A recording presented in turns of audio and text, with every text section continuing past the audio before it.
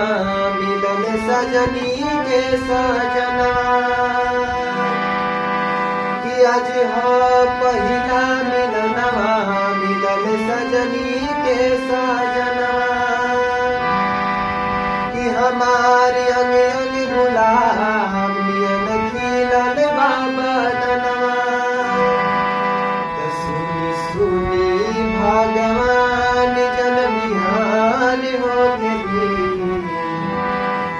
सुनी सुनी भगवान जन बिहान हो गई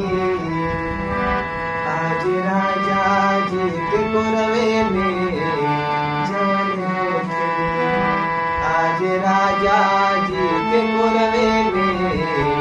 जवन हो गई कि आज पहिला